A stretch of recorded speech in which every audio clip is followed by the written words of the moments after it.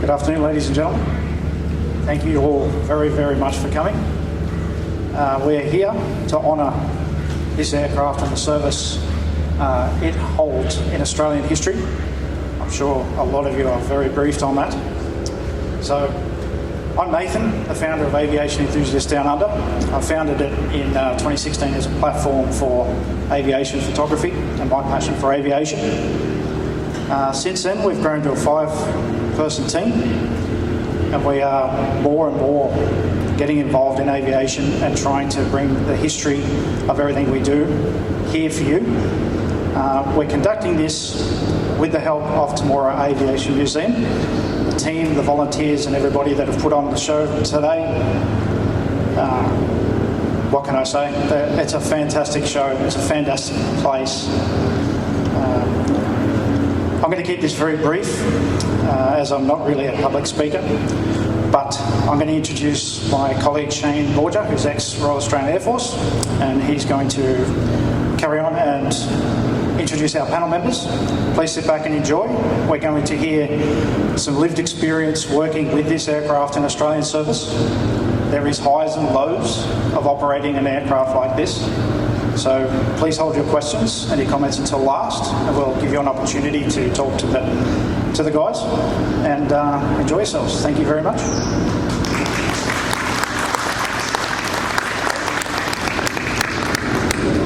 Thank you, Nathan. Today is a special day for aviation enthusiasts down under as we bring together like-minded enthusiasts and spend the next 2 hours to understand and bring to life a part of Royal Australian Air Force history through today's symposium focused on the Canberra Bomber platform. As we know, any platform is lifeless without the people who bring it to life through their skill in flying, navigating, servicing and supporting it. Today, our special guests will tell their stories, their trials, tribulations, and what the Canberra Bomber means to them, and in part, allow you, our participants, to have a greater awareness and appreciation of what the Canberra Bomber's service has meant to our service personnel, our freedom, our way of life, and for Australia through its life of service. As a mark of respect, as Nathan has said, we would ask that you hold your questions until the end, listen attentively and allow each speaker the time to share their experience. Today, we honour our service personnel, their stories, and thank them for their services and sacrifices. I am honoured to now ask to the stage our distinguished panel of gentlemen to get our proceedings underway. In speaking order, I present our aviator panel. Air Chief Marshal Mark Binny Binskin, AC, Pilot 100 Squadron, Royal Australian Air Force. Current 100 Squadron Bomber pilot. Binny is a fighter pilot with over 3,500 hours in single-seat fighters, including the A4G Skyhawk, Mirage 3O, FA-18 Hornet and F-16 Viper. He started his career in the Navy before transferring to the Air Force, retired from full-time service as Chief of Defence Force in 2018. Wing Commander Lance Halverson, MBE, Navigator, retired and Canberra Bomber historian. Lance was posted off course in 1963 to Canberra Bombers at number 1 Squadron, then number 2 Squadron at Butterworth. Deployed on the Canberra Bomber to Vietnam from Butterworth in 1967. He flew 113 operational missions, amassed 1,870 flying hours on type at number 1, number 2 and number 6 Squadron, navigator and weapons system on the Canberra Bomber, Phantom and F-111 aircraft during his service with 1,000 hours on the F-111. Air Vice Marshal Gary Beck, pilot, retired, posted to Vietnam 1968-69, Commanding Officer number 2 Squadron 1977 to 79, flew 243 operational missions, amassed 1,250 flying hours on type, and was Air Commander Australia 1992 to 1996. Squadron Leader Ian Shafiris, electrical engineer, retired. Trained as an instrument fitter 1966 to 1969. Posted to Vietnam 1969-1970. Posted to Williamtown 1970 to 71 as an instrument fitter working on the Mirage fighters. Posted to Frognal 1972 to 1975 to study electronics engineering. Graduated and commissioned in 1975 as an engineering instrument engineer, which later became Elect R and worked in many IT-related areas. I now also call to the stage Mr. Andy Bishop, Chief Engineer, Temora Aviation. Andy has been Chief Engineer at Temora Aviation Museum since 2012 and display pilot since 2007. Andy is a third-generation pilot. Both parents were pilots. His father flew for Qantas his entire life, as well as his grandfather serving with No. 4 Squadron in New Guinea in boomerangs and wirraways. So I'll hand over to Mark to start. So Binny. Thank you. Thanks, mate. I won't stand behind the dais because you're a fixed target there. I'll move backwards and forwards and patrol. My relationship with the Canberra is quite an interesting relationship. As you expect, an ex-Navy pilot, ex-Air Force fighter pilot, how did I end up flying this? And we'll get to that later on. But when I was Chief of Air Force, a significant thing happened for me that was around the Canberra. And you would have seen in that movie there that we had 2 missing in action that were shot down in November 1970. That was Mike Herbert and Rob Carver. When I became Chief of Air Force, we were just finishing off. We'd had 6 missing in action across the Defence Force, 4 Army and 2 Air Force in Vietnam. And I became Chief of Air Force, and there was talk about trying to find Mike and Rob. So I had a coffee with a guy that's passed now, an ex-Chief of Air Force called Errol McCormick, who was an ex-bomber guy. And we sat down and I said to him, tell me everything you know about Magpie 9-1. Because there are a lot of myths and legends out there about what happened to it, where it went, what had occurred. And he went through the story of what he knew, and I said to him, is it worth going in and bringing him home? Because I wanted to bring him home on my watch, and he said, most definitely. But where do you start? The jungle's a big jungle. We'd had a lot of searches out there. We had never found anything. We'd had a couple of false starts which had created some concern with the families. So if we were going to do this, we were going to do it right. And just before I took over as Chief of Air Force, I was reading a book that talked about the silent service, and it talked about how the US Navy found a nuclear submarine that had disappeared in the Atlantic called the USS Scorpion. And off one SOSUS hit that went off at a certain time, they narrowed down where that submarine was to a 10-mile radius, and when they found it, it was right in the middle of the circle they found. And they used a decision-making tool, which is when you get to a decision point, take the logical answer and follow it. And I figured if they can find a submarine in the Atlantic, we can find a Canberra bomber wreckage and our 2 MIA in Vietnam.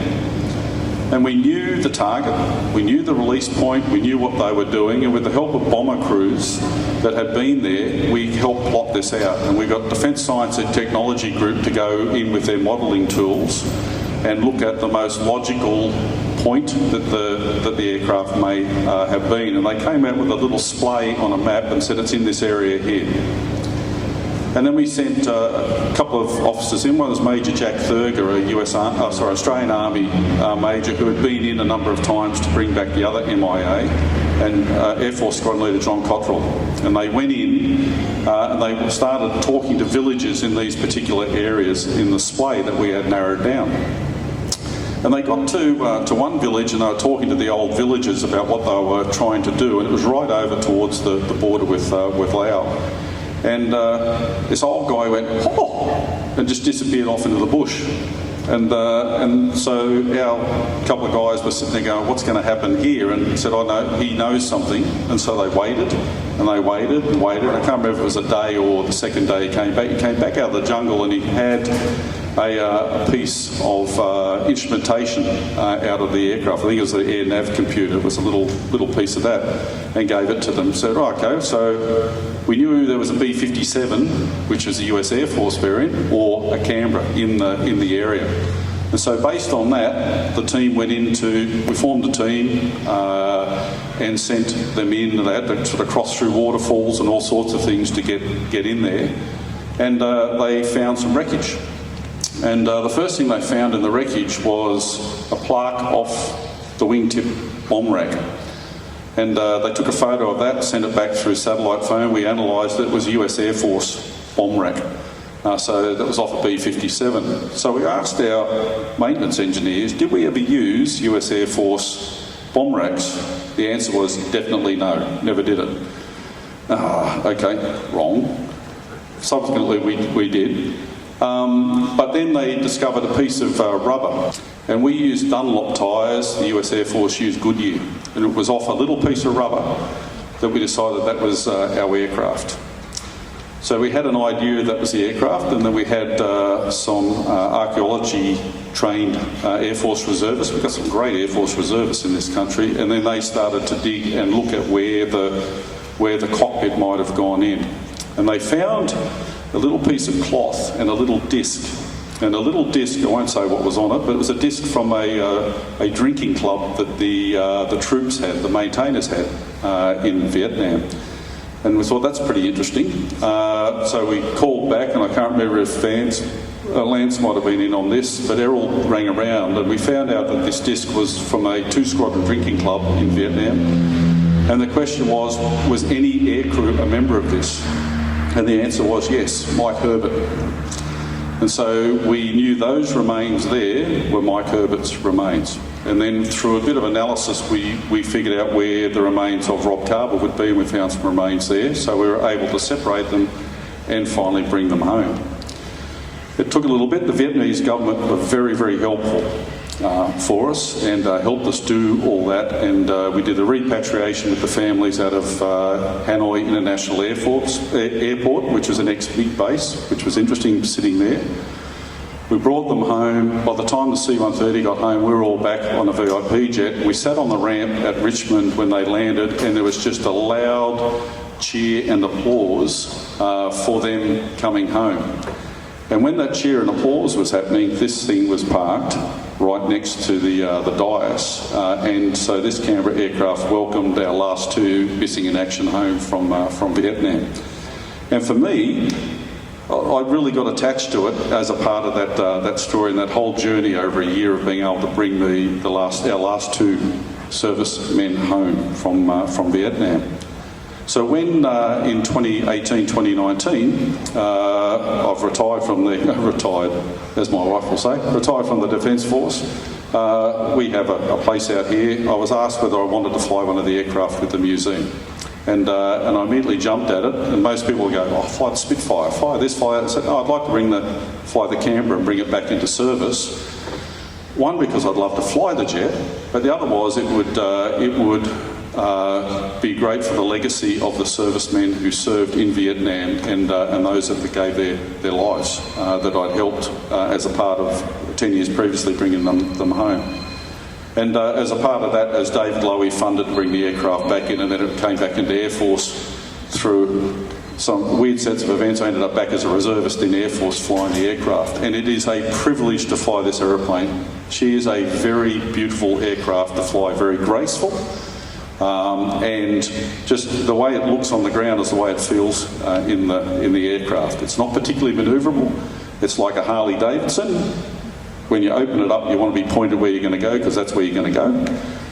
But it's a beautiful machine, and it's a privilege as a pilot to be able to demonstrate it and show it off to new generations of people. And I thought it would be appealing to veterans, and it obviously is from talking to a few people today, But we were down at Shell Harbour earlier in the year, and I was walking back from the aircraft, and we've got the Spitfire and the Mustang, we've got them all flying. I hear this, oi, oi, oi.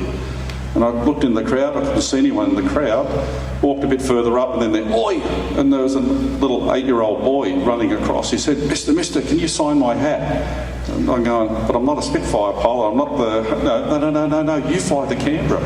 And then his mum caught up, and his mum said all he wanted to do at Shell Harbour today was see the Canberra fly. And I thought all the effort that Andy and the team do to get that thing flying and give me the privilege to be able to fly it is worth it, because it's obviously inspiring new generations just as it inspired old generations.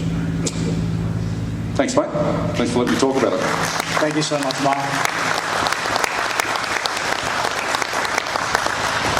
So now we'll go over to Lance. Lance will talk about bringing the Canberra into service with 1, 2 and 6 squadrons. Well, I was still at school when the Canberra first came into service, actually. So you saw the first British Canberra flew in 1949. Australian Air Force had a contract to build the aircraft Canberras in Australia in 1952. We built 48 of them. We acquired 2 more earlier ones in August in 51 and 52. In fact, flying it home reminds me, Mark says, it's a beautiful aircraft to fly. My CO at School of Air Navigation was the navigator on the second one. And somebody said, what do you think about the flying the Canberra? He said, well, there were 3 things about it. The first thing was it was faster than anything I'd ever flown in, 650 knots with a good jet stream. It was faster than the ground communications could handle it, because they used the Constellations and DC-6Bs. And he said the other big thing, the greatest thing about it was, he said, after flying in howling engines and thundering propellers, the Canberra was sheer bliss. And it was. And Mark said it was an early version. I equate the Canberra to be the Holden FJ, 1948 Holden. I've flown a few, there's navigated in a few others, Phantoms, F-111s, but the Canberra was an F4J Holden. And when we got into Canberra, I got into Canberra in '63, it was another era of navigation. We weren't then trained navigators. We got rid of finding the position all the time, because the equipment we had on the Canberra found the position for us. We just recorded it at the time. And that went on different aircraft when I went on to Phantoms and F-111s. The system did it for us, and we were then transferred from titles from navigator to air combat officer to now the intercept control officer, of which my grandson is one now, and the same squadron flew these. And that's how the aircraft went. But I got to Canberra in '63, 1 squadron in Amberley. We flew them there as the frontline strategic strike aircraft. That's all we had was this. We used to do practice sorties, low-level sorties, high-low sorties. We had a low-level range of 6,000-pound bombs. We flew low-level all the time. Every month we took out and dropped practice bombs. For 2 years we did this. So we knew how to drop bombs. We dropped a lot of high-explosive bombs as well. Went to Vietnam, different story. We went there to Vietnam to train in a role, to practice in a role rather, which Canberra crews and squadrons had never trained in. But it didn't matter. We had lots of bombing, and Australian Air Force officers were always quite flexible, and Canberra crews in particular. So we fitted into the role in Vietnam exceptionally well. Initially we're bombing combat sky spot, radar directed from the ground-based radar over the US Air Force. They would give the pilot heading commands, altitude commands. Navigator would sit in the back. Navigator was the Armament Weapon Systems controller in all the aircraft I'd flown in. Canberra particularly. The pilot had release consent. All he had to do was, not all, it was quite a difficult job. Keep the heights and speed exactly right, and small corrections, and then the countdown and the navigator released the lines. And that's how we operated on it. We got down to low-level flying eventually, but I'll leave Gary to talk about that because he did more of those than I did when he trained and flew with the forward air controller. But the Canberra was called the Queen of the Skies. It was graceful. But as the movie said, it had a timely retirement. That's the time I had. I had 1,900 hours in this beast. This bird. Some good moments, some bad moments, all sorts of things. Too many stories to tell. Cheers.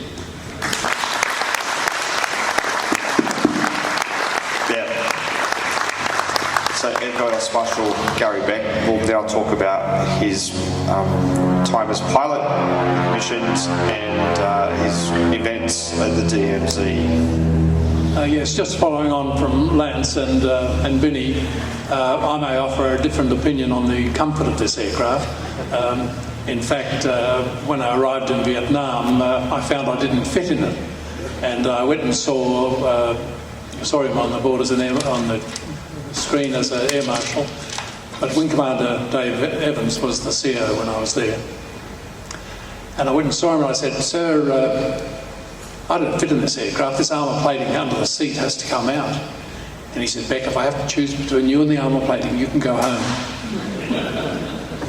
I just wanted to start by talking about the level bombing role, because of the visual low-level bombing role, because it wasn't readily accepted by the American authorities that we were suited to this role. And it took quite a while for the squadron's role in visual bombing, low-level, to be accepted.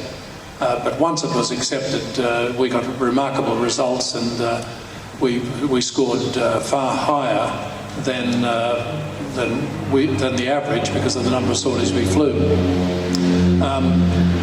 From a pilot point of view, you had to fly extremely accurately, I mean within a knot or two at 350 knots, and you had to fly a very accurate level racetrack pattern. Because you couldn't call for the smoke until late approaching the target, and of course you couldn't see the target. So you had to fly a very accurate racetrack pattern so that when you're coming in and call for the smoke at the last minute, you got a good smoke rather than one that had blown away with the wind, and you'd have to go through and do it all again.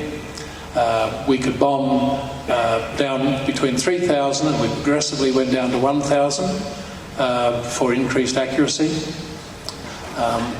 And of course we were getting shot at, but it's easier when you're a pilot and you can't see the bullets go past. Much easier than if you're on the ground. But I want to talk about one particular mission that we were ordered to move to a different target up in I Corps. There are 3 corps, 1, 2, 3 and 4 Corps, and I Corps, as the Americans called it, was up near the DMZ, the 17th parallel between North and South Vietnam. And I didn't realise quite how close we were to the DMZ, and my navigator, who's responsible for navigation, of course, he's lying down in the nose cone. I never understood why navigators lay in the nose cone when there's a comfortable ejection seat behind me, but nevertheless they did. And while, as I say, we had been shot at quite regularly, on this particular mission, as we're running in, you drop your bombs and then you have to stay for another 10, 12 seconds while we photograph the bombs. And the squadron assesses every bomb run every day, and all the pilots and navigators and the crews are graded accordingly. And it was interesting that the most senior crew who did all the assessments always got the best results. But as I was flying along, getting the photos, the FAC called out, Magpie 3-1, you've just crossed the DMZ into North Vietnam and radar-directed 50 cal guns have opened up on you. I broke hard right out to sea. I recovered right out in the middle of a naval gunfire exercise and made the way home down the coast, what the Americans call feet wet. And they've got a term for everything.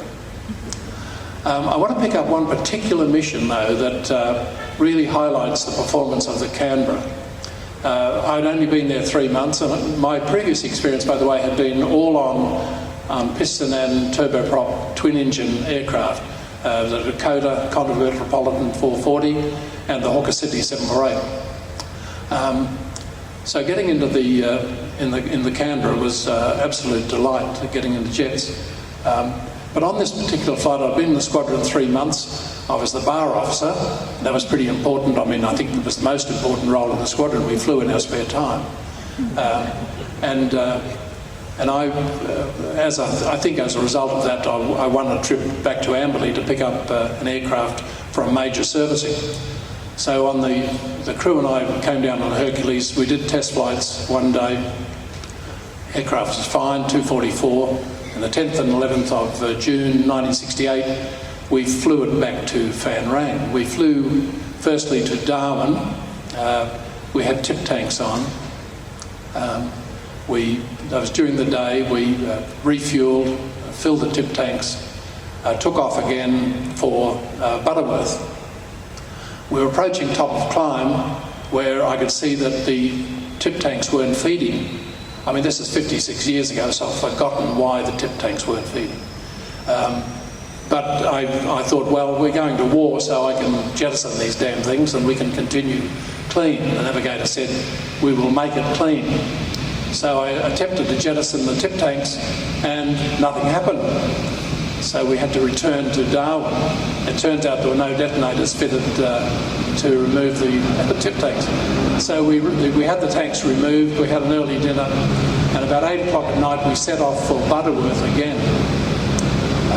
Clean this time, and the navigator assured me we would have enough fuel to get to Butterworth. We do a cruise climb where you fly 300 knots into Mach 0.74, and the ceiling of the Canberra is 48,000 feet. But to fly at the altitudes above 40,000 feet, it is very, very cold. And so we took off in Darwin with maximum heating on, and as was mentioned somewhere today, the temperature in the cockpit is in the mid-50s. We continued our climb, got up to 40,000, we kept climbing, and we eventually got to 51,000 feet.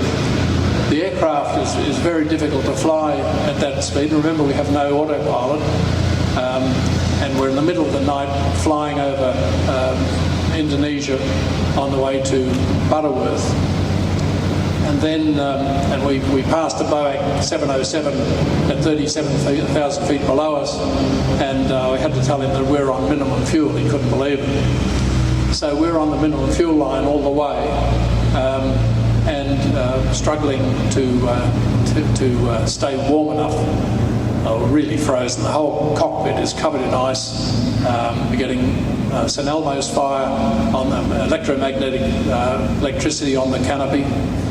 And then they put a 45-minute holding on Butterworth because of thunderstorms, and we weren't going to make Butterworth a 45 minutes holding. So I transmitted to divert to Changi, which in those days was an RAF base, but it is now the site of the International Airport.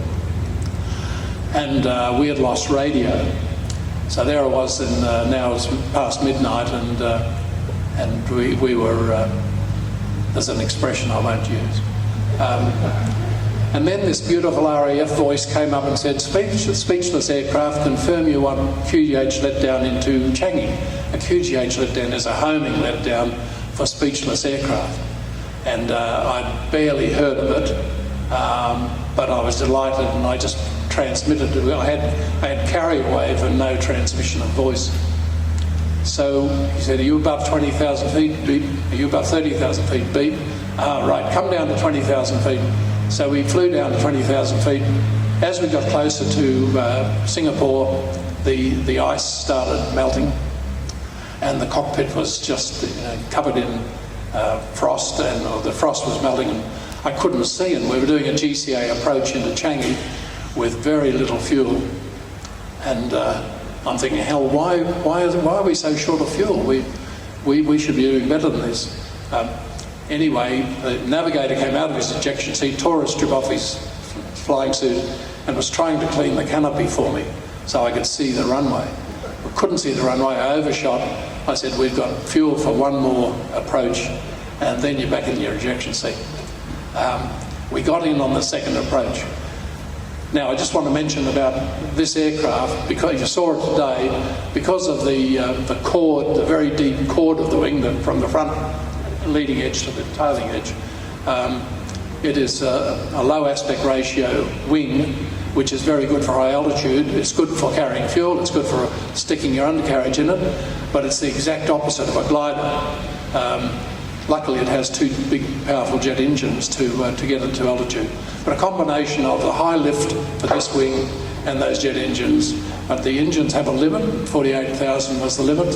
So I think by flying at 51,000 feet, I'd gone about past the best specific air range, which is nautical miles per pound of fuel. So looking back 56 years later, I can probably admit we flew too high, probably for the fun of it, but it was exciting. By the way, at 63,000 feet, which is the record for a B-2 back in 53, the range of flying is only 25-30 knots. That is between your stall speed and your critical Mach number, you've only got a 25-30 knot range at 63,000 feet. So it's a lot better at that, but we're probably at 200 indicated for about 475 true airspeed. Anyway, we had a few hours sleep at Changi. We then flew on to Butterworth, where they installed these bomb racks on the wingtips. We then flew on to Phan Rang. Got there about 3 o'clock in the afternoon to learn that we were programmed for the last visual bombing mission of the day, which we happily jumped at. And so we had a 2-hour mission then. But in those 2 days, we flew 16 hours. Now, I think looking back on that, we were only beaten by the London Christchurch team that did about 24 hours in 1.5 days, and we'd done 16 hours. After I finished my tour there, I went back about 8 years later as CO of the squadron. In the final days of the Canberra, the aircraft, we were winding down. The pride of the fleet, of course, were the F-111s.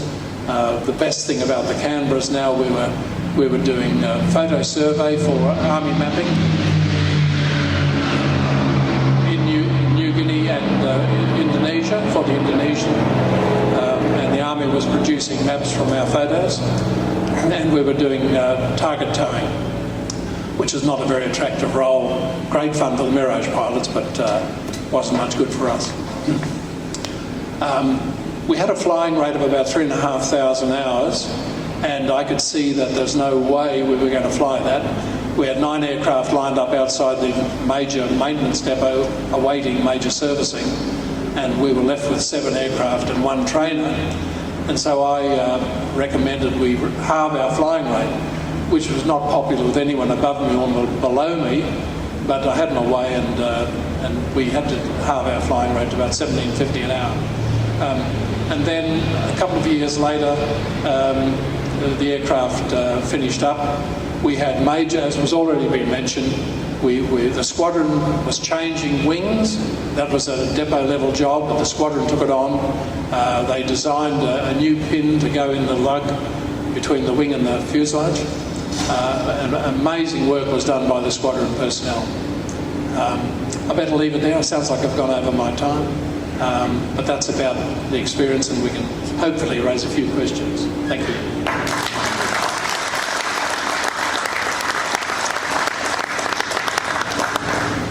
So we've heard the rock stars. Now we're going to talk about the people that actually put the blood, sweat and tears from a much different perspective in. Ian will talk about challenges preparing the aircraft to go to war, the challenges faced, and a few of the things that he was personally involved in. Okay, thank you very much for that. I can't deny what the previous speakers have said about Vietnam and how they operated in Vietnam, but prior to Vietnam I was actually at Amberley and spent about 18 months, 2 years training as an instrument fitter on the Canberra Bomber. Just before I went to Vietnam though, I was attached to Port Moresby with a Canberra. We weren't doing bombing missions or anything, but we were told if we were actually approached by the press at all, tell them we're there to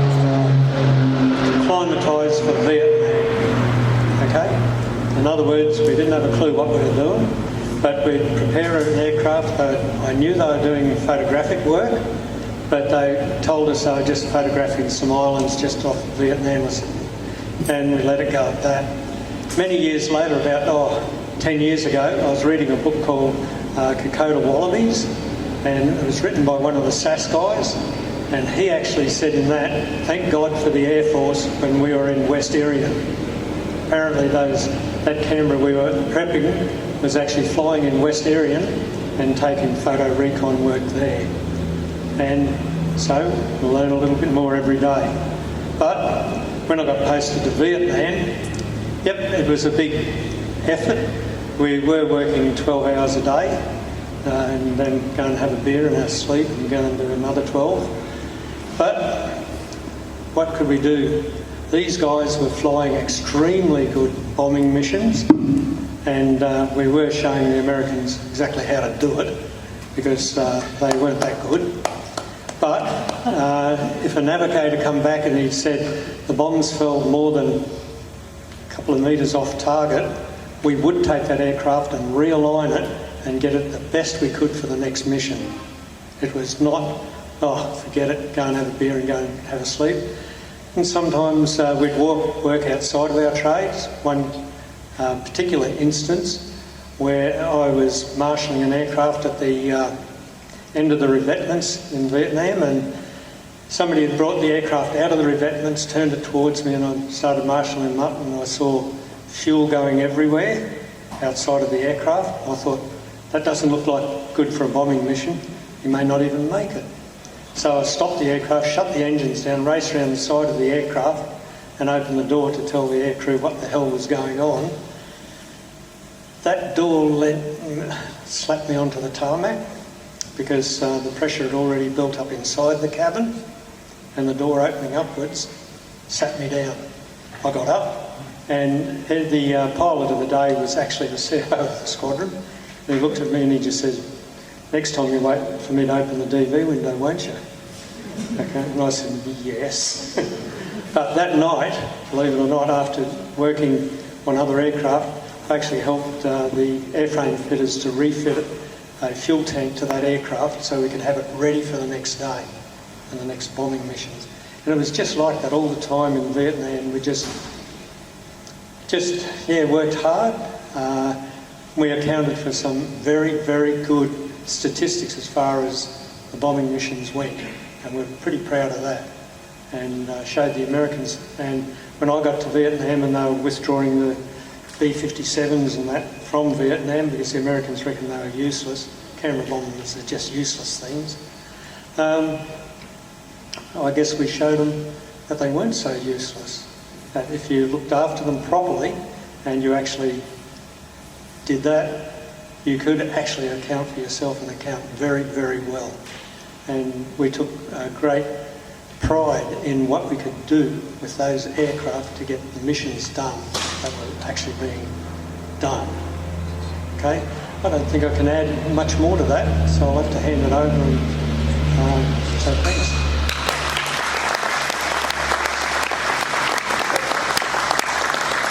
So we'll now hear from Andy. Andy talking around keeping this aircraft flying so that we can respect the gentleman that we've had and keep the Canberra flying for inspiring the future generation of the Air Force. Thank you. Firstly, I'd like to just say a huge thank you to all of you. Without your interest, your passion, your support, this aeroplane is just a bit of aluminium, and it means so much more. So to have people that appreciate it, that value it, it means that people like me get to do what they love. So thank you for your support. The Canberra, it is an awesome piece of English engineering. Anyone who's mucked with English machinery knows that it's a bit of a love-hate relationship. I've got to be honest, that Canberra is more love than hate. It is an extremely well-built aeroplane. As Vinny said in his piece, he thought it would be a good idea to get the Canberra flying to honour the airmen who took it into combat.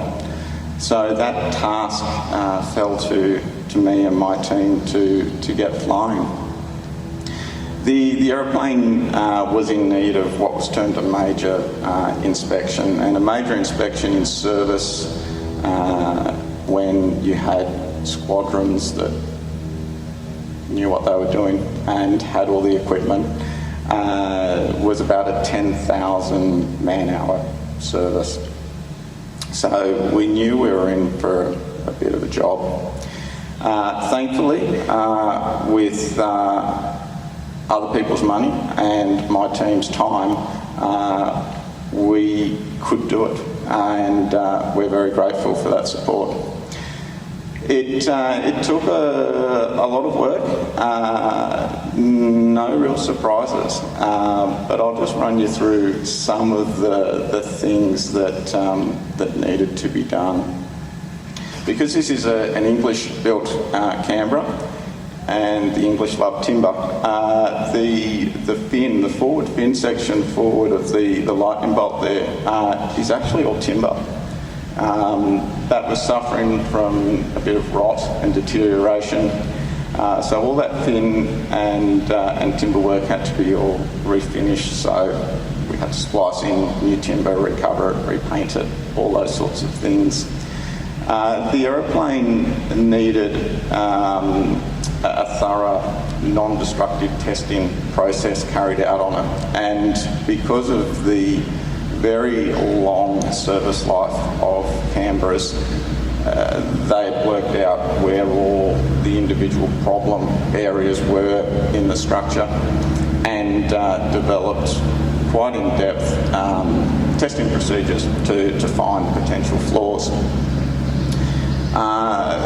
There is only one Canberra non-destructive testing kit left in existence, which thankfully was preserved by a very passionate aircraft enthusiast, non-destructive testing technician in the United Kingdom, David Firth, who I befriended, thankfully, a couple of years before needing his services. So with his foresight of preserving a non-destructive testing kit, which is extensive, I'm probably talking, it would feel easy a 200 litre container of various sections of spar, undercarriage leg structure, with known flaws in them that they can compare readings between this aeroplane and the known flaws to see how the structure's varying. So we were fortunate in getting David to come out here to Australia. He came out here for, I think it took about 3 weeks, maybe 4 weeks, solid, and we went through initially to do a survey on the aeroplane to find out where we were at, and it passed with flying colours. We have a very sound aeroplane. So very fortunate that we were able to do that, and that the equipment still exists, because without that we can't guarantee the airworthiness of the structure, and it sits. So once we knew that the structure was good, we then set about doing the major inspection. Some of the challenges we faced with that were really around the engines. Unfortunately, having cartridge start, the byproduct of the cartridge starters is extremely corrosive, and a lot of the front structure of the engine is unprotected aluminium and magnesium.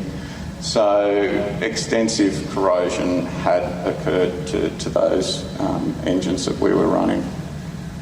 We were able to acquire some replacement engines in the UK. They were very low time engines and were still sealed in bags. That said, they hadn't run for near on 30 years. So we had to do extensive work to them, entrusted that to a great company in the United Kingdom, and they looked after that for us. So they stripped the compressors, stripped all the combustion cans, and really went through those engines for us. And they've flown back out here, and we put them in. And at that point, we were toying with, do we convert it to electric start, or do we stick with the cartridge starters? And you know, anyone who's been around Canberra's knows that one of the cool party tricks of a Canberra is the cartridge start. So to lose the cartridge start was sad, but as we're all about preservation and trying to keep these things flying for as long as possible, we knew that the electric start long term was going to be the best thing we could do for these engines. If we could remove the corrosive elements from the engines, we knew that their life would just all but go on forever. So yeah, we set about converting it to electric start, which, like most of these things at the time, you think, oh well, can't be that hard. Comets were Avons and they had electric start, so yeah, we can do that. It got pretty complicated. The engines we run are an Avon Mark I, which were never started by electric start. So we had to take planetary gearboxes and spring drives and bits from all different marks of Avons to be able to mate it up to the Mark I Avon. Once we had worked that part out, the next piece of the puzzle was airflow into the engine. Obviously airflow into a gas turbine engine is very critical, and we didn't want to change that. So we had to incorporate all the original exhaust ducts, breech cap, bullet fairing, so that the engine didn't know that we'd converted it to electric start. Thankfully, that does all just fit under the bullet.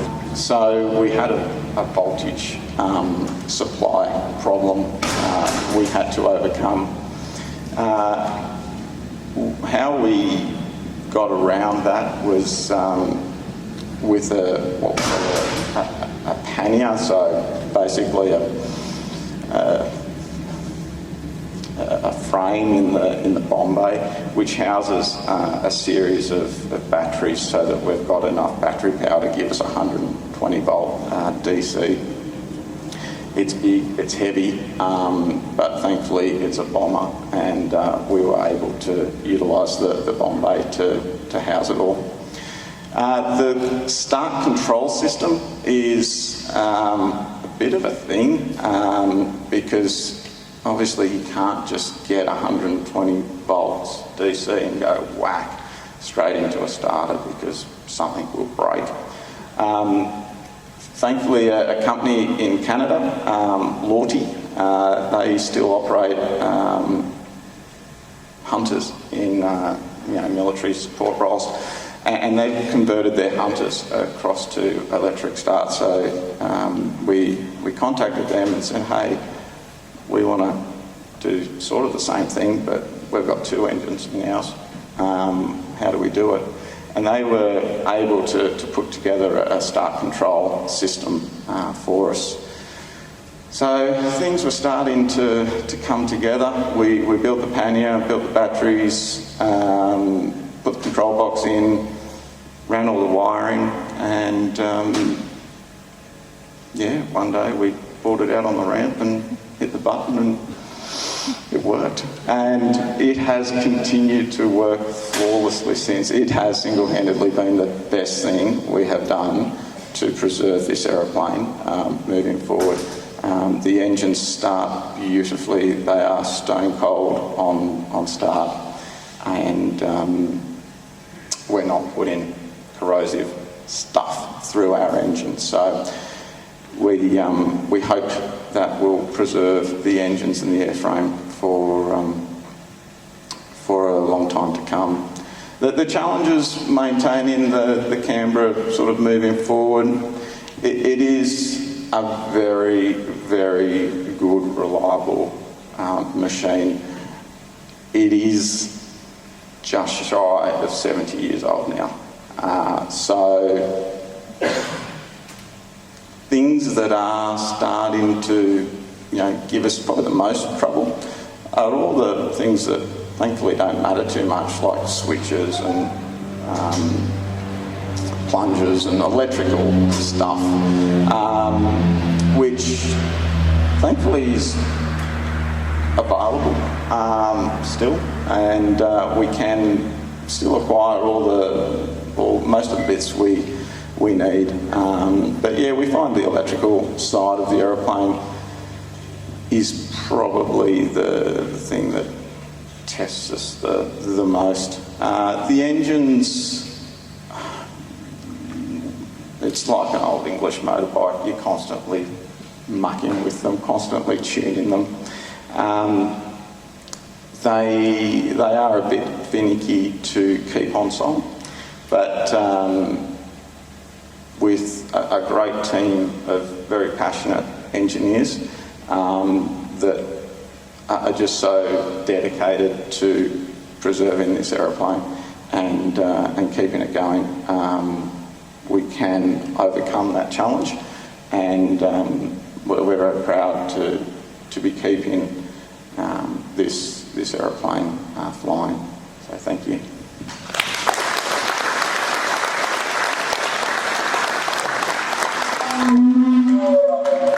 Sorry about that.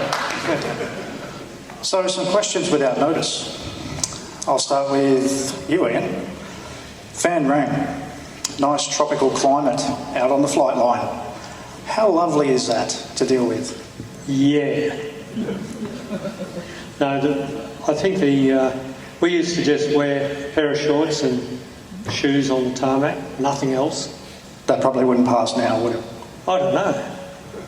But the worst I saw it, to be honest, the tarmac was flat, right? And we got storms come through one day, and the amount of water put onto that tarmac in the time frame was higher than the shoes. It was very deep. And yeah, working in that kind of heat, in and out of that air-conditioned cockpit, wasn't good fun. But it was a job that had to be done, and you just had to keep it going. So, yeah. How many people did it take on any one day to keep 3 or 4 jets operational? There's probably about 8 tradesmen on the ground, and there'd be 8 in the daytime, 8 overnight type of thing, and you just keep working. And we'd have a day off though, believe it or not, and the day off we used to just go down to the beach. We had an enclosure down the beach, and you'd go down and have a bit of a sail and a bit of a swim and a bit of a water ski or whatever, or go down to the local child orphanage and give the nuns a hand to keep the kids alive, type of thing. Whatever you want to do, you know. It was just, you get a day off and just drink beer, you know. Nobody did a lot of that. No. So I'll ask Lance a quick question. I heard about a particular noise in the back of the aircraft during a mission. Would you like to elaborate on that? A loud thud? Yeah, I think he's referring to the time we had what's called a negative release into Canberra. That's the hang-up. 6 bombers are supposed to go, only 5 did. So what happened to the other one? It's in the bomb bay. So we thought, we'll go practice in Vietnam, don't bring bombs home after a mission. So we go to the jettison area, on the way down, descending out to sea that was. Poor old fisherman used to cop it. The bloody thing dropped off. The doors were shut. And so rumbled forward about the full length of the bomb bay. You saw what it was like, and it hit the bomb door jacks at the front, and we thought, oh, this is it, it'll explode. But it didn't, obviously. Then. So we thought, well, we'll continue to the jettison area, open the doors, and it exploded. Which was pretty normal. So we went back and had 2 beers instead of 1. Gary, what flight level is the recommended flight level to avoid frag when bombing? 20,000. Too easy. No, bombing at 1,000 feet, you do, once the bomb's released, you have to climb to 1,400 feet to avoid getting bomb damage. So you bomb at 1,000 or some down to 800 feet, but as soon as the bombs are gone, pull up to 1,400 feet, level out, get your photographs and go. But yes, that was, you had to do that. Quick trim. Yes. So for the fighter guy down the end, transitioning from fighters to this beautiful aeroplane. Yeah. Well, it's different, and I mean, coming out of a slick cockpit with a stick and a throttle and 6 or 7 G available to you, it's a different approach to flight. But for those that sort of look at it, you're sitting in that little bubble cockpit, and you've got a wheel. And as my eldest boy said to me, it's probably akin to flying Thunderbird 2. So maybe, Virgil. So it's different to fly, but it's an aeroplane. It's a beautiful aeroplane to fly. But it's British and it has its quirks, as Andy rightly said. The engine instrument panel is something else. It is something of the arc. It has real RPM. Most jets... all modern jets run on a percentage RPM. This is real RPM. So when it winds up, it winds up. It's bloody hot. How these guys flew this thing in Vietnam in hot and humid conditions is just beyond me. We have some hot days here, and it's hot. If it's hot and there's no direct sunlight, you can handle it. But if it's hot, around 30 plus degrees, and there's direct sunlight in there, for people that used to fry little, get magnifying glasses and fry beetles, you're the beetle. Because it just all focuses in, and I don't have my helmet here, but the top of my helmet's actually turning brown slightly from the heat. And I do have to watch out in summer when I come down and shut down. I'm drained, just physically you're just soaking wet. But when you hand your helmet to normally Alex is grabbing the helmet, I've got to watch out he doesn't burn his hand because the helmet is just so hot on top. But no, coming from a fighter to it is different, but it's you treat it nicely, just like you treat any aeroplanes nicely. Where's Big Pete? I don't thrash it, Big Pete. Pete sends me out on the bird dog, says thrash it, but I treat it very nicely. And we only fly it to 2G. It's got a lot of hours on it. There was a period when it was doing displays in the UK where they used a lot of the fatigue life on it. So we have a 3G limit on it, but I display it to 2G, which gives me little bumps for turbulence and the like. So everything you see out there is less than 2G. So a lot of the turn radius is managed not by G, but by speed. So if I need to tighten a turn, I just pull the throttles back slightly and let the thing come back to about 200 to 210. It turns quite nicely, and as you roll it out, just keep the throttles there and it just picks itself up to about 250 to 280. Vertical manoeuvres are about 300 as it's a nice easy pull up, and a top out about 200 and around. And the final pull up goes up, start at about 330 as you but 2G just keeps its energy just quite nicely. Yeah. I'm not jealous at all. So, Gary, when did this aircraft scare you? And I mean, come home quickly scare you. Well, in fact, one occasion when I went back years later as CO of the squadron. We were operating out of Biak, a little island up in north of West Irian Jaya, doing photo survey of Indonesia. And I hadn't yet done a refresher on the Canberra, so I wanted to see what was happening up at Biak. I went up with a crew sitting in the jump seat, and we got up to about 30,000 feet, and lo and behold, we got a fire warning on the starboard engine. And he shut the engine. The pilot shut the engine down, and the light didn't go out. And he said, "Well, you know, we've got to prepare to eject." And I said, "What about me?" As the passenger, you wear a harness, but you don't wear the parachute. You've got to pick up the parachute and attach it to the harness. Well, I could not attach the parachute to this harness. There was no way I could hook up one side, I couldn't hook up the other side. Luckily, at about that time where I was wondering what I did with the aircraft after they left, the light went out. So we went back asymmetric and landed. I never got to Biak on that flight, but I went up there later and did it. But yes, that was one that certainly got my attention. There were a few others, but that'll do for the moment. Anything similar, Lance? Anything similar, Lance? Bomb bouncing in the bomb bay behind you. What more is there to know about it? It rumbles down the front and hits the bomb door jack, and it doesn't explode, so you've got another 8 lives. Or 6 seconds if it's a 4-second delay. Yeah, where was the fuse at? Well, remembering that it was probably armed, because all the arming wires had pulled out and the bomb was ready to explode. Okay, so now we're going to open up the floor for questions to you guys.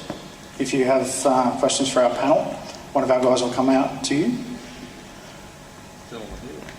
Didn't the second squadron get a citation from the US at the end of the war? T Squadron had 3 citations. From the Second World War was the US. Sorry, the Vietnam War, yes, the US unit, most outstanding unit award we got, and then the Republic of Vietnam Cross of Gallantry. Because the statistics of that were quite impressive. I can't remember what they were, but you know, for a small unit, they amassed a strike rate, which was very, very impressive. We had 16% of the BDA, bomb dummies assessment, ascribed to the 35th TAC fighter index we were flying with, and we flew 5% of the sorties.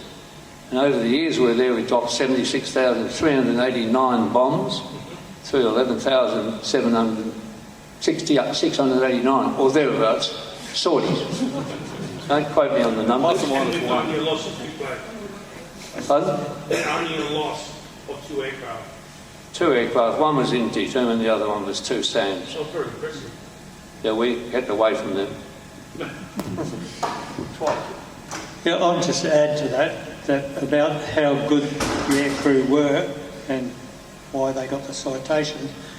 I had some Army guys visiting Phan Rang whilst I was up there, and this Army guy said to me, he said, if they call for close air support, type of thing, and the call sign come back from the forward air controller saying, Magpie, whatever, do the job, the Army guy said, we'll stay in contact.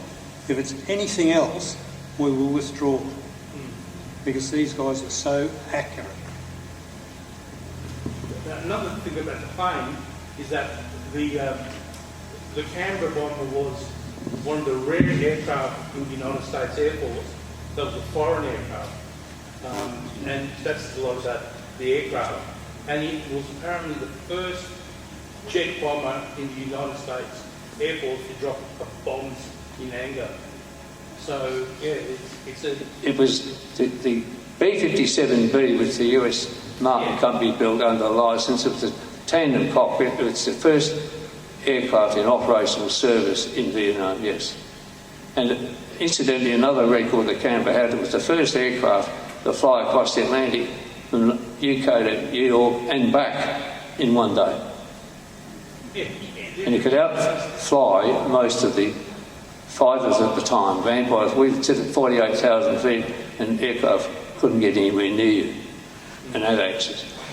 So we had to slow down and help the fighter pilots find us. So I'll talk a fighter pilot story, but it's a Canberra involved, and we used to do dealer's choice intercepts at Williamtown. You'd be lined up in the operational readiness platform with your wingman, and you'd be on a thing called Alert 2. From the time you got the scramble, you'd start the engine and be airborne in 2 minutes. And at night time we'd fly in radar trail, but there was dealer's choice. It was either low and fast, there was normally an F-111 probably coming in, it was low and slow, they might have found a P3, high and fast, might have been another F-111, and the one that got you was the high and slow, and you never wanted the high and slow, because the Mirage was slick and it went, but I didn't like going slow. And I remember sitting there one night and the weather was shocking on the ground, and we get Despot scramble and Vector 120, make Angels 48 or something or other. You know, your target is at Angels 49, it was a code, but Angels 49 is doing like 180 knots or something or other, and I go, this is gonna hurt. And then they say identify, which means at night you've got to come up next to it and you've got to read the number on the back. And trying to slow a Mirage down, and they're sitting in wispy cloud to get up and get that identification was probably one of the hardest intercepts I ever did in my life.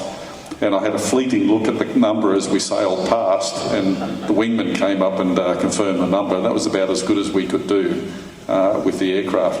Thank God he didn't turn into us, because if we'd done that, we'd have just sort of fluttered down in the Delta wing. Could I just add, this is an example of the problem with the Canberra. Didn't involve me, but on takeoff with a full load of bombs, you didn't really reach safety speed till about 158 knots. In other words, if you lost an engine on takeoff, you're a goner. The minimum ejection speed was 2,000 feet, 200 knots, 190 knots. So on takeoff, you had to get above 160 knots before you're safe. One pilot thought he had solved this problem by staying on the ground longer. Instead of taking off at 130, he took off at 145, and that blew a tyre, and the rubber flew back into the starboard engine. So he lost the starboard engine on takeoff, and he couldn't control it, and he just went around in a giant circle.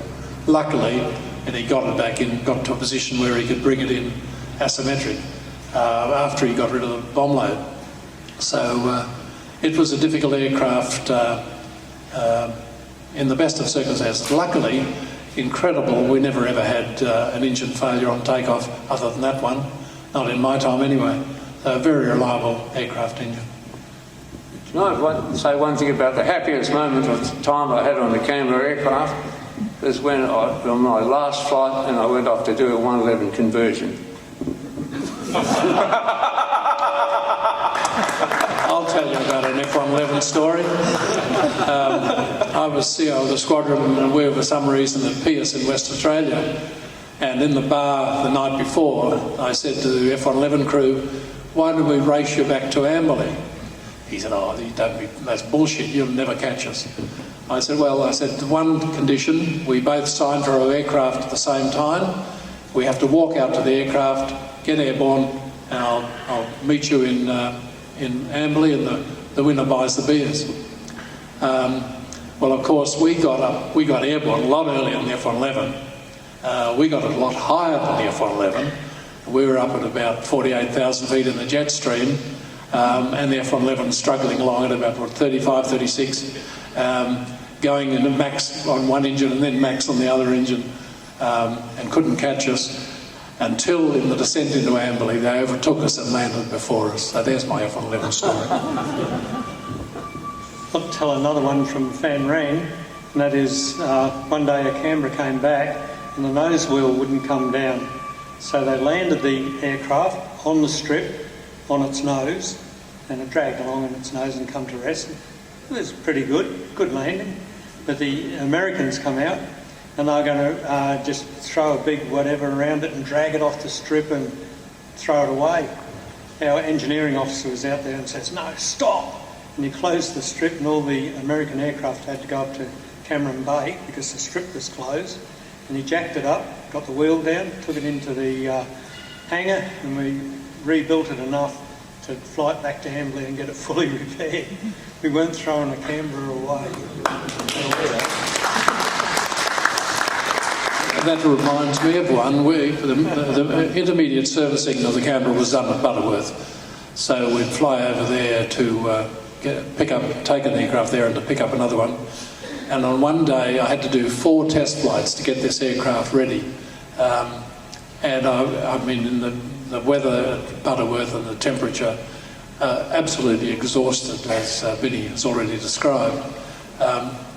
On the takeoff, I retracted the gear. I'd never told this story again. I don't want any of you to repeat it. I retracted the gear before we were airborne, and the starboard gear collapsed on me, and I pulled the aircraft into the air, and we got away with it. And the navigator said, "Jesus, what was that?" I said, "I just avoided a bird."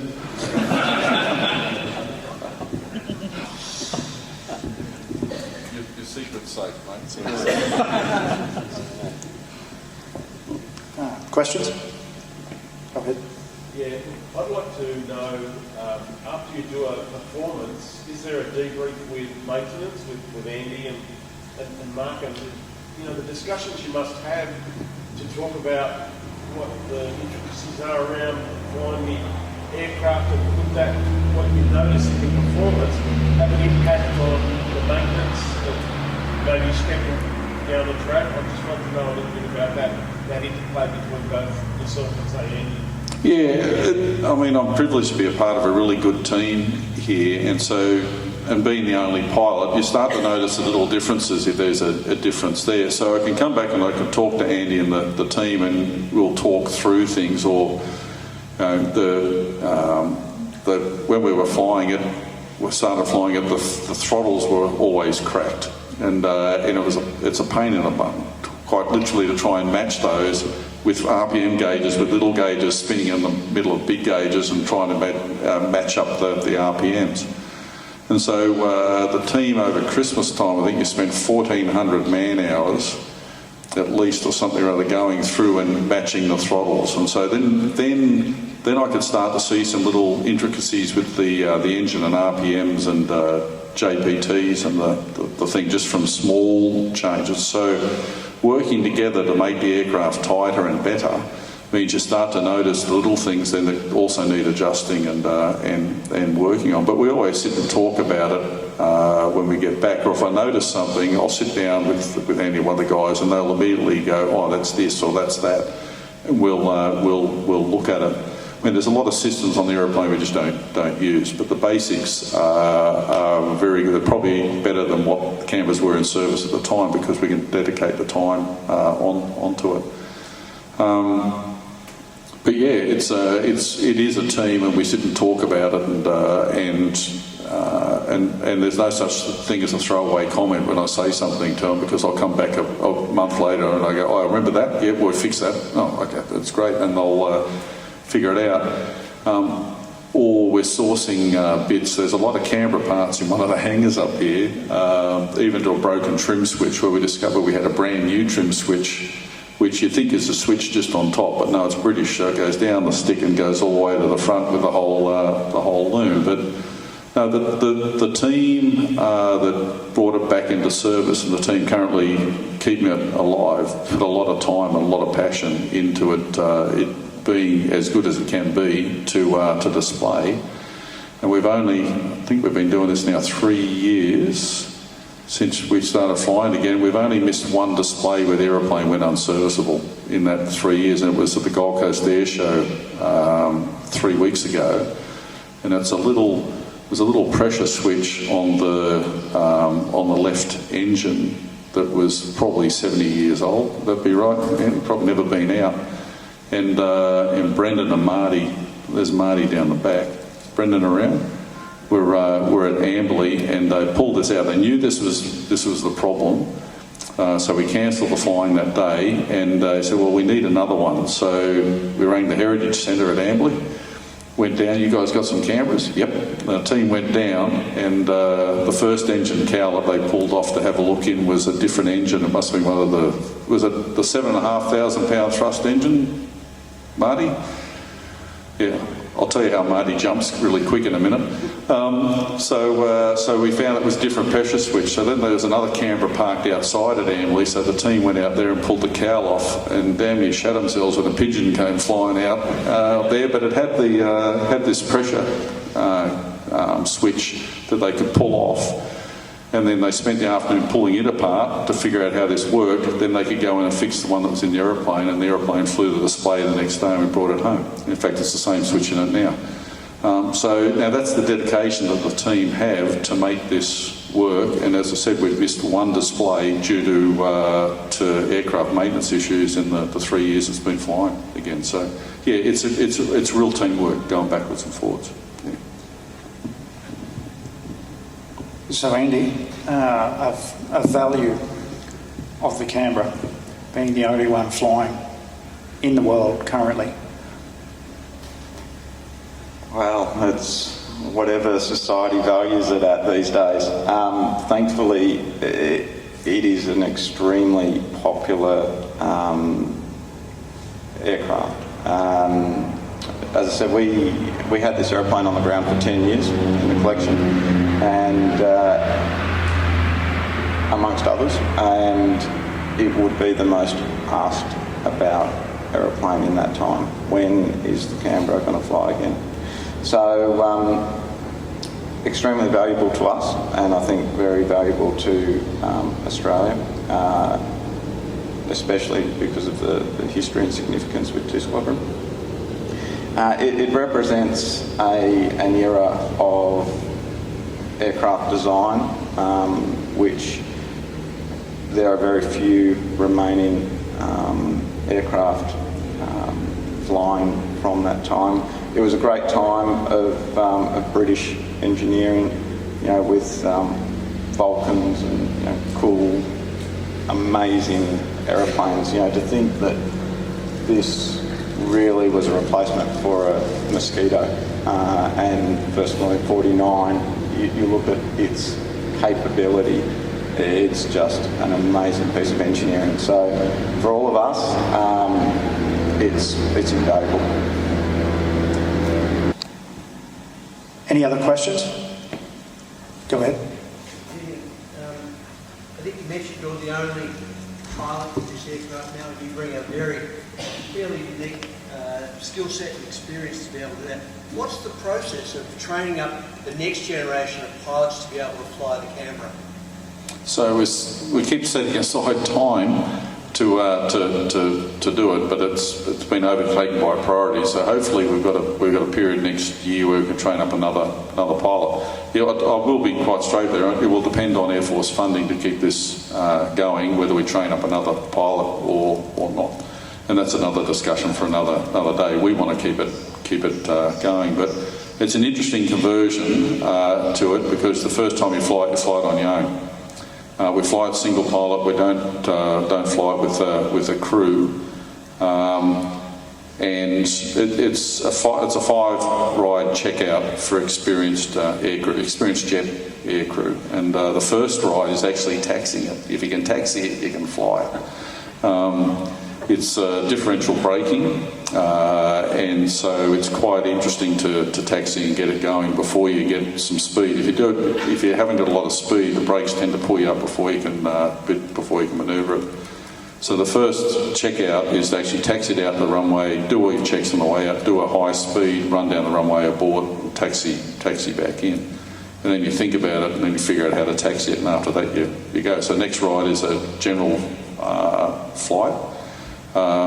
As Gary said, it's got a vice, and it's one vice is it gets airborne before its minimum control speed on one engine. So you're really concentrating on that rotate. We rotate at 125 knots, and we fly it lighter than these guys did in combat. So the window, you're only in that window for 2 seconds. It's less than 2 seconds, but it's 2 seconds nonetheless. And we have a slightly different checklist procedure that they had, because we're not bombed up, we're not heavy, whereas you'd start to lose and then you'd actually crack both throttles back a bit to take yourself away from that VMCA threat, but you're still going to be carving sideways across the air, but around here you can see it's pretty flat. You get it. We're confident we can keep it flying. So you get it airborne, you go up to about 15,000 feet just west of here, fly it around, manoeuvre it. It's interesting to fly because you've got no nose. It's easy low level. As you get higher, the horizon is way below the cockpit, so it takes a little bit. It's very sensitive in pitch, less so in roll, but very sensitive in pitch. So it takes a little bit of getting used to keeping it straight and level. Believe it or not, the manoeuvring's the easy bit. We would pull it back, we'd do a stall, right back to the stall, and it stalls like way back about 85 knots, I think, from memory. But it's a nice airplane. It stalls and nose drops.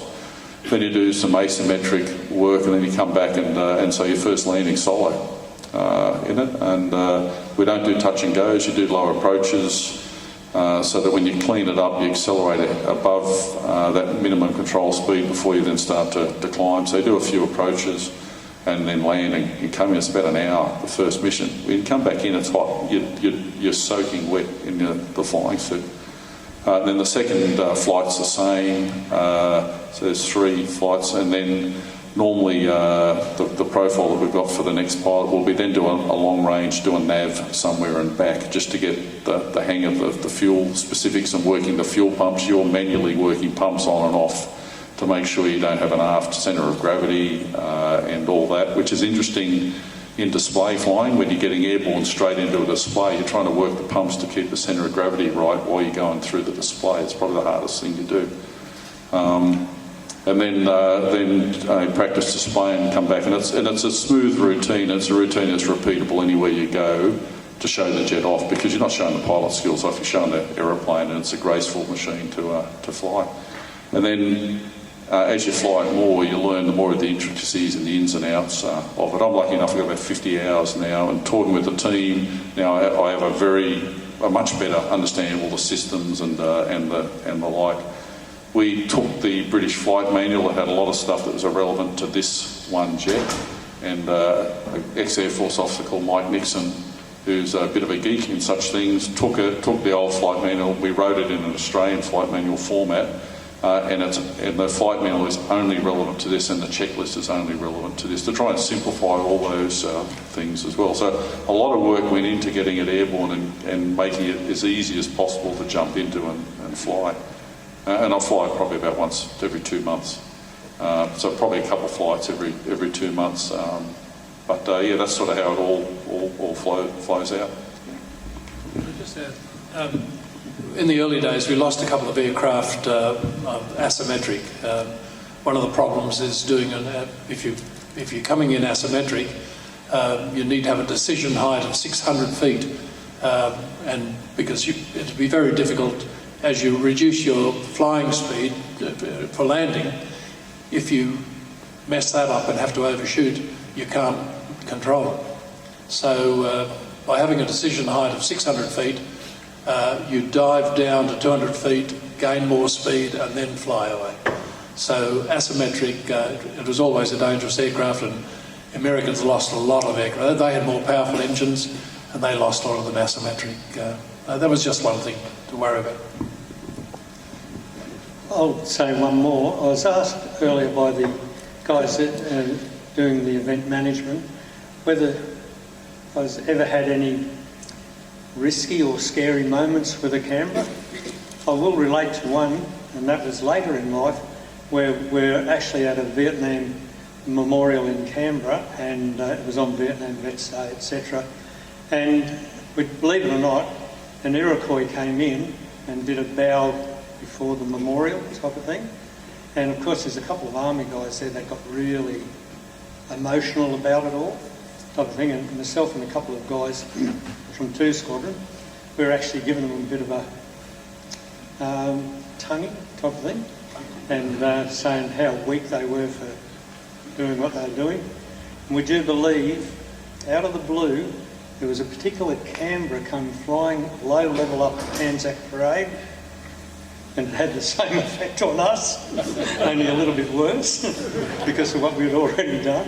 And it was this one. And it was very strange that, yeah, it gave us a bit of a moment. Any more questions? Yeah, in the movie before there was talk about stress corrosion of the wings. I just wonder if that's an issue with this aircraft, will it be in the future? And just a subsequent question, you talked about typical electrics from the UK. I just wonder if Lucas was involved with this as well. The Lord of Darkness. Yeah, the metallurgy in Canberra is a bit of a thing. No, this Canberra is very, very sound. That is what we assessed when we did all the NDT work. The metal that the English used in their Canberras has stood the test of time far better than the Australian built Canberras. So no, we don't at this stage have any concerns there. The aeroplane is completely sound, and long may it continue. Regarding electrics, yeah, lots of Lucas, lots of Smiths, but amazingly it's still available. And Vinny was talking about a pressure switch that gave us trouble up at Amberley a couple of weeks ago. I bought a new one off eBay 10 days ago. It's already here. We have a new old stock fuel pump that is sitting on the bench. So next week we're changing a number 3 boost pump and putting a new old stock replacement pressure switch in. So yeah, with availability of parts, these things can keep going on and on for a surprisingly long time. Any other questions? Taking the aircraft on the road a bit in the last couple of years, what's the biggest challenge with that, whether it be logistical, regulatory, or anything else?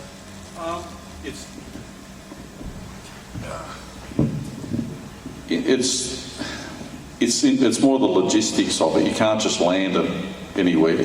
I have a minimum runway of 5,000 feet for emergencies. I need a bit longer than that because if we put it in there and refuel, I need to get it out. And I was describing this to a Hornet driver in Amberley a couple of weeks ago when we were going to go up for a photo shoot and the weather wasn't great. And I said, picture flying a 737 VFR, which is this. You can't just duck down through gaps in clouds. You can't just put it on any runway. So deploying at those longer ranges, you really plot out where your diversions are and how far apart they are. So that's probably my biggest concern going anywhere. It's just where I might be able to go if I have an engine problem or something like that. Other than that, it's a really robust aeroplane. Navigation-wise, it's me and my iPad, and a phone with Oz runways for the pilots there. And that's literally all that's in there. It's got a relatively old GPS. In it, but it's the iPad, but I still carry maps. So I have had a hot day here last November when we were flying where the iPad failed while I was taxiing. So I always carry maps just in case, because again it gets hot inside it. I've also, for anyone that's interested, I can tell you exactly what happens with an iPad when it starts to overheat and the indications it gives you and how long it takes to come back too. So I've discovered all those things flying to Canberra. But no, logistically, you can't just put it down anywhere. When we're going places where it might be the Wirraway or the Spit or the Harvards or all that going, they've got plenty of strips to land in and they can refuel themselves. Whereas if I'm going to have to land and refuel somewhere, I need Andy or someone in the team to be following in the O2 or an aircraft to be able to do it. So that's probably the biggest thing about it.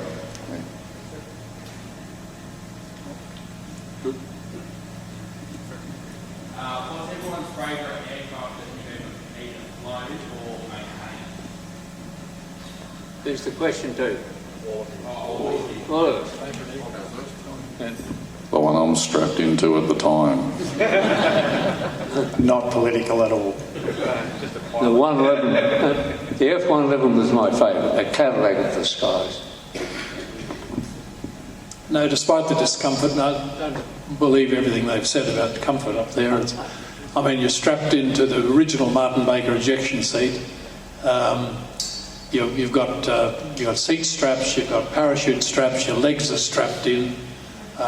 It ain't comfortable, especially on a 5.5 hour trip where you go from boiling hot to freezing cold.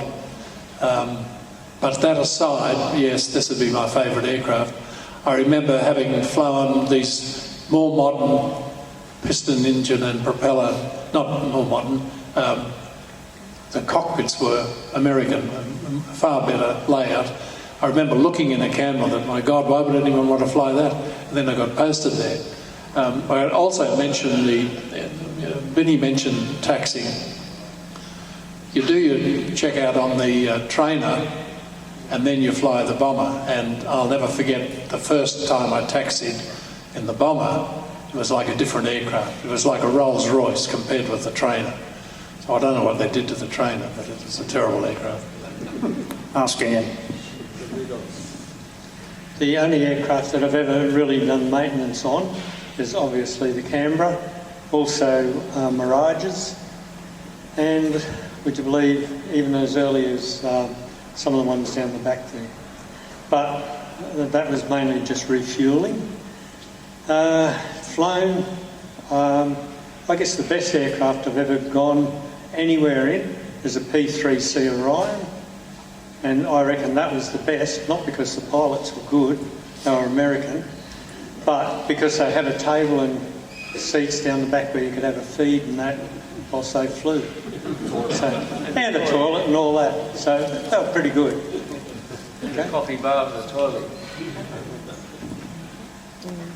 I've been pretty fortunate with what I've been allowed to fly and also maintain here at the museum. But as a maintainer, first and foremost, they're all sort of like my children. I don't have favourites. Yeah, right. Any other question? I think there was one there. This gentleman. Okay. Yeah, I'll ring you back. I'll go ahead. Okay. The question is to the panel. What's the association with the Australian government and aircraft that come to their end of life, or there's a situation around them where the government destroys the aircraft by digging a big hole and putting them in the ground and not telling them anywhere they're dug and placed? Like, to me, I think that's a real waste when there's organisations like this that can look after at least one of them and keep them in the historical timeline of this country. In this case, we have this one. That's what I'm thinking about the F-111. Yeah, let's start with it. It was a B-111, just to straighten out the whole thing. Right? It was a bomber, never a fighter. Anyway, see you later. Yeah, the government decisions, and we go through the same thing with the Hornets at the moment, although there's a few of those that won't fly, but they'll be around in museums. See, Phil? Yeah. The issue, and it's always been thus, if you look at how many aeroplanes were buried after the Second World War and all that, I'm hoping we get better and better at it and being able to maintain our heritage, because it's really important to do. With American aircraft and more modern aircraft, there's a thing called ITARs, which is an issue. It's international trade in arms regulations, and so even though the US sell those aircraft to people, at the end of their life, they're still deemed to be a war bird, not just in the sense of a heritage, but actually capable of dropping weapons or whatever, or have technologies in them that they don't want transferred, even in older aircraft, and so therefore you have to dispose of them in a way that's agreed to by the US as well. So it's not as simple as just, hey, we want to keep them and fly. The other thing is, if you wanted to keep them flying, you want to have a very, very, very, very, very rich sponsor. because if you think these are expensive to fly, the others are even more so. And if you want to know how expensive some are to fly, talk to the trustees of the Vulcan in the UK, how keeping that going. This place has been very privileged because there was a very passionate man by the name of David Lowy who wanted to ensure that the heritage in this country was kept alive as best as it could. We could keep the memories of those who served alive, and we could inspire those in the future. And that's really what the mission of the museum is.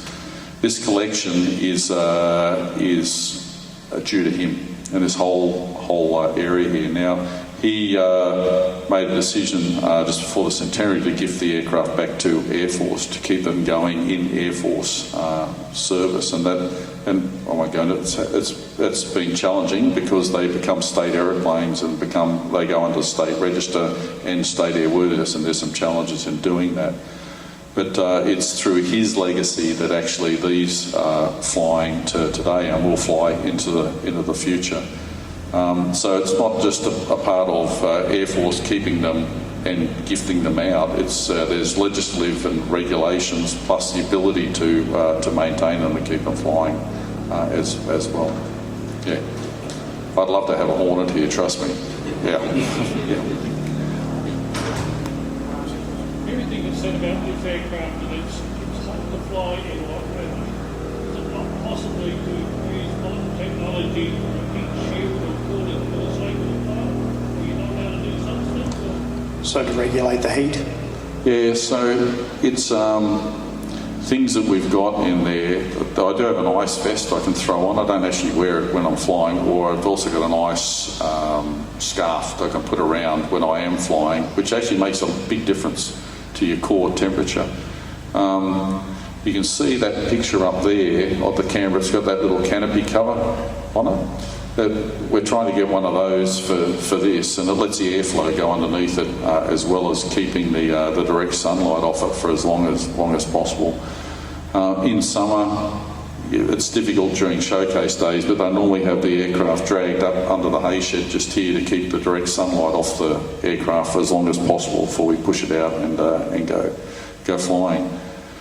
There are other challenges for the team you may have seen today. You can't just start it anywhere because it's noisy for the crowd, and you've also got to have it pointed into wind and the like. So a lot of the other aircraft, you just pull out and you start, or you just do things with. The team have to put a lot of thought into just from the morning brief right to the time that we fly, and even the ability to where you're going to bring it back into, because again, it's not a small aeroplane and it's bloody hard to manoeuvre on the ground, but it's also, once it's stopped, it needs the target and it's going to take a lot of space. So yeah, the heat is just one thing that they're thinking about to make my life easier when I jump in it and start starting it and taxiing it and flying it.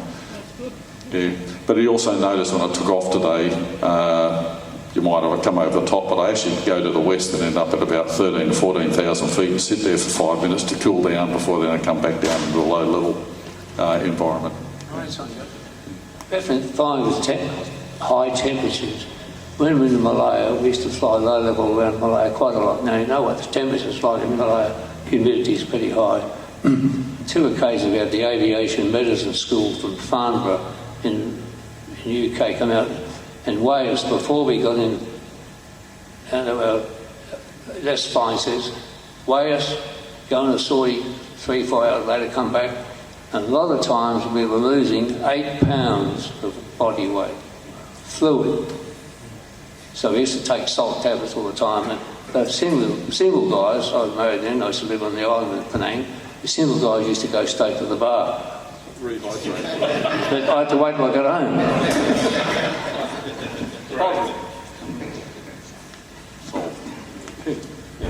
Any other questions? On that note, I'd like to thank the Temora Aviation Museum for this opportunity. I would like to thank the 100 Squadron Royal Australian Air Force and all the support that's gone in behind the scenes. Most definitely everybody up here. Please join me in giving these guys a massive round of applause.